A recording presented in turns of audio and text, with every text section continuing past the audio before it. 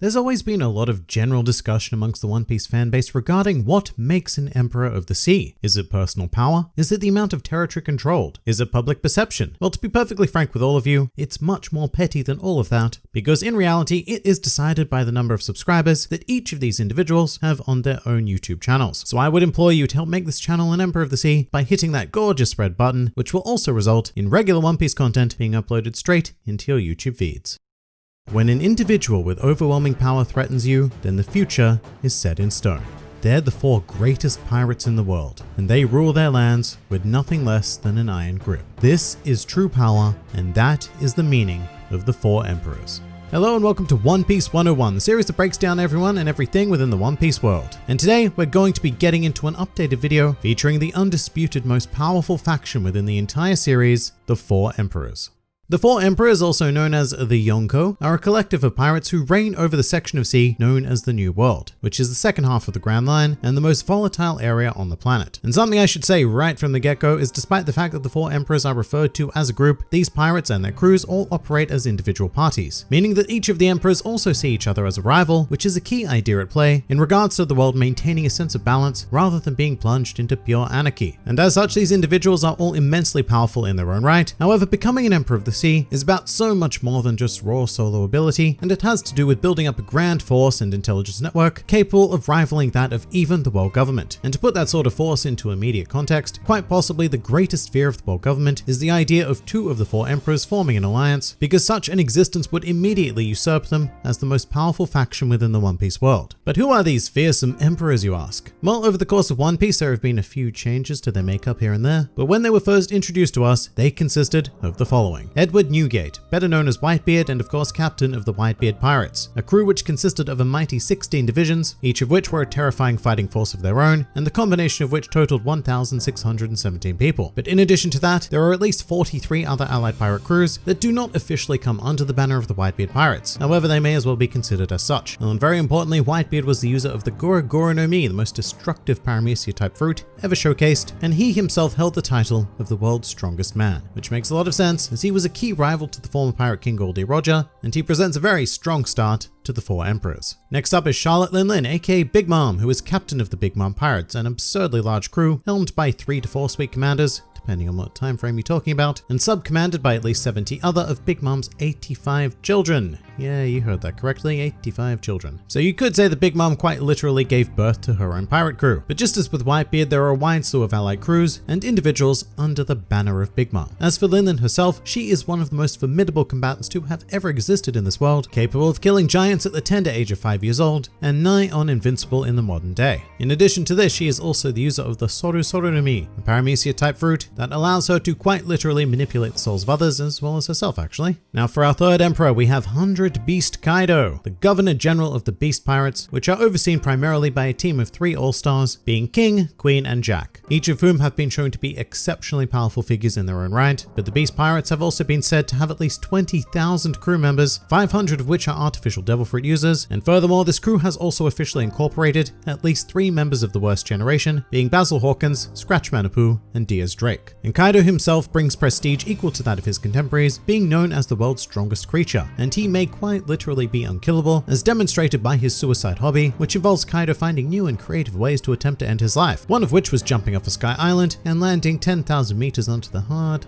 ground below, the result of which was a mild headache. Oh, and he can also become a super massive overpowered dragon, so he's a bit of a big deal. And finally, for our set of originals, we have the delightful redhead Shanks, who you may remember as the man who inspired our protagonist Monkey D. Luffy to become a pirate in the first place. Although despite his rich history of all of the emperors, Shanks' faction is the one we know least about. I mean, yes, we know he does command the Red Hair Pirates, which contains its own abundance of world-renowned names like Ben Beckman, Yasop, and Lucky Roo. It is highly likely that Shanks' forces are much more expansive than just his own core band of Red Hair Pirates, because it has been shown in the manga that this force does hold territories of their own in the world, just as with the other emperors. And as for Shanks, this is a big statement, but he is quite possibly the most impressive of the emperors we've explored thus far. I mean, he was a former member of the Roger Pirates, the sparring partner to the world's greatest swordsman, and when he showed up at Marineford to say that the Paramount War was over, you'd better believe that that war ended right then and there. Now, for the most part, these characters and their associated groups try to steer clear from one another because generally there is no real advantage to engaging in combat with a force equal to or perhaps even greater than that of your own. The end result would be leaving both parties in an incredibly weak state and easily engulfed by the remaining powers, potentially even including that of the world government. However, that is not to say that the four emperors will not take action against each other if necessary, and in fact, for pretty much the entire fabric of One Piece as we know it, the greater politics of the emperors has been an ongoing meta-narrative that has informed and shaped the world. And for the pre-time skip era, that narrative focused on two particular emperors, being Whitebeard and Shanks. But this great story was actually catalyzed by a then much smaller known figure who would become known as Blackbeard. And essentially, he is a lurking danger in the One Piece world, one that Shanks was very wary of. And when Teach murdered a member of the Whitebeard pirates, Shanks went out of his way to meet Whitebeard and warn him against the pursuit of Blackbeard, which was being conducted by 2nd Division Commander Portgas Diaz. And this was the first time in the series that we had seen two of the four emperors meet face to face, and it showed exactly how volatile such an encounter could be, even a seemingly friendly and reasonable one, which ended with Whitebeard and Shanks clashing and producing a phenomenon whereby the very sky above them was split open.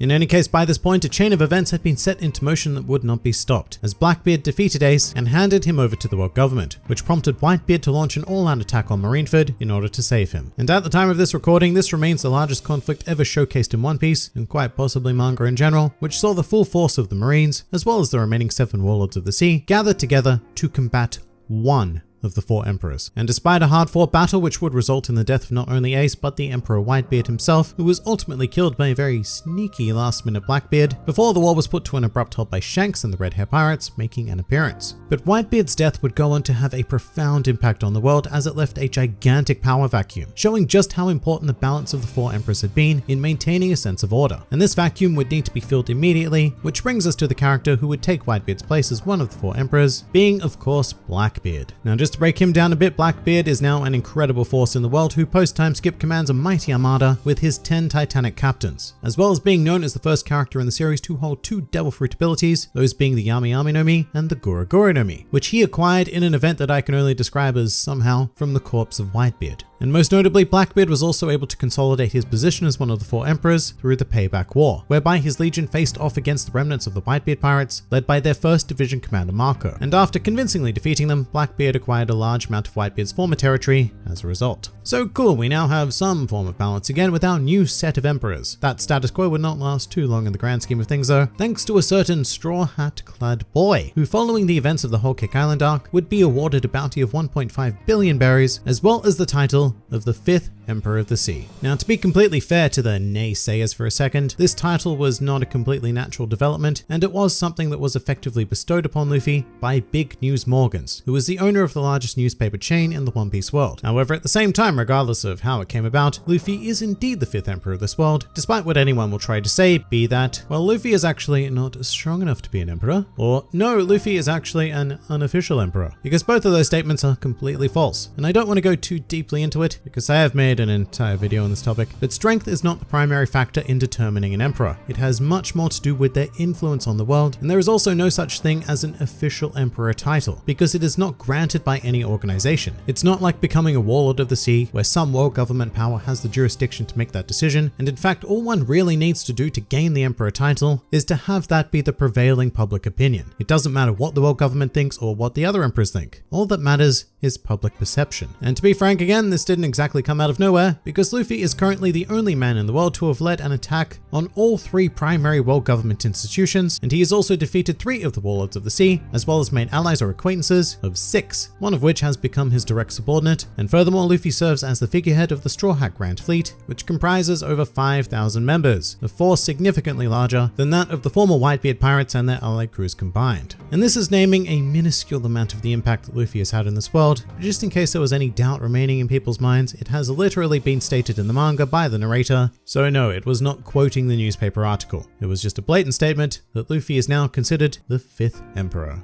And I'm sorry for going on that tangent, but I always get a barrage of upset comments whenever I commit the heinous act of calling Luffy the 5th Emperor. In any case, our Emperor action does not end here, because the New World Era, just as with the pre-time skip era, has chosen to focus on 2 of our former emperors, in this case being Big Mom and Kaido, with every major post-time skip arc having some sort of connective tissue to one of, if not both of them. And that has brought us to the land of Wano, the base of the Beast Pirates commanded by Kaido, whom Luffy and his allied forces plan on taking down right here and now. But alas, this is where we need to throw up a bit of the old spoiler warning for the events of late Act 2 of Wano, as well as the intermission between Acts 2 and 3. And this is a much more serious warning than usual, because what I'm about to delve into is big stuff, and if you're an anime only watcher who does not want to be spoiled, then please do skip to this time. However, for everyone else, here we go.